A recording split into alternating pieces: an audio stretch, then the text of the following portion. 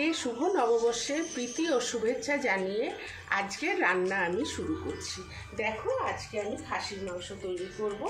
এতে লাগবে এই যে আদা, রসুন, লঙ্কা আর জিরে আর ধনে একসঙ্গে বেটে রেখে দিয়েছি।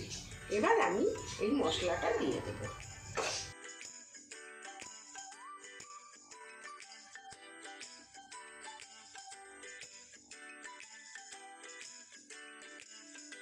তেজপাতা, পেঁয়াজ কুচি,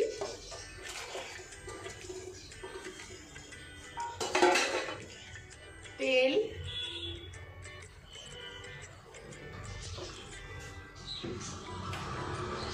টমেটো,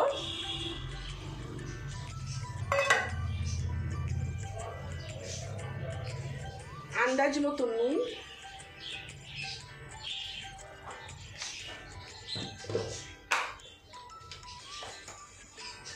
হলুদ,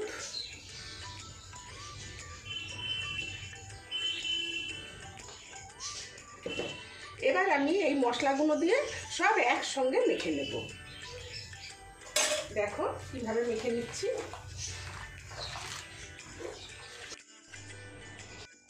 দেখো বন্ধুরা, আমার মাংসটা মাখা হয়ে গেছে খুব সুন্দরভাবে। এবার আমি ওভেনটাকে ধরিয়ে দিচ্ছি।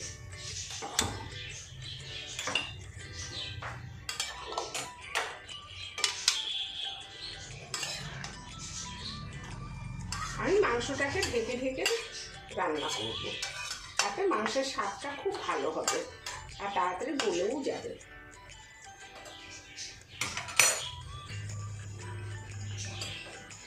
এই যে ঢেকে দিলাম।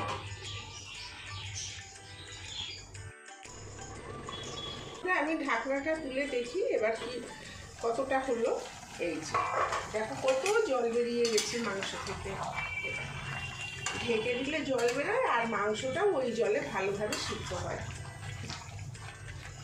আমি নেড়ে দিলাম, আবার আমি ঢাকা দিয়ে দিচ্ছি।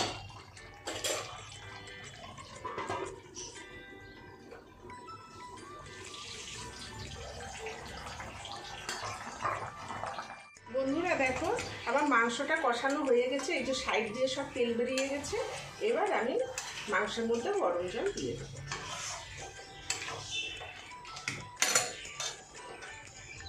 এই যে জলটা আগে থেকেই গরম করে রেখেছি, এখন আমি জলটা দিয়ে দেবো।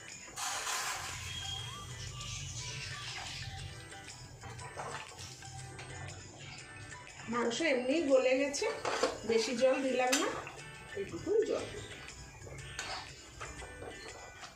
আর আলুটা আগে থেকে ভেজে রেখেছিলাম, সেটাও আমি দিয়ে দেবো।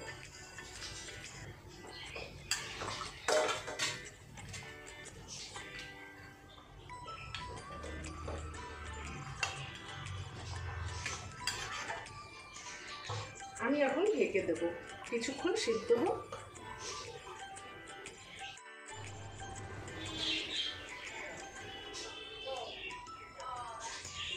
দেখো বন্ধুরা, আমার মাংসটা রান্না হয়ে গেছে। আমি এবার গরম মশলা দিয়ে মাংসটাকে নামিয়ে দেবো। এই যে গরম মশলা,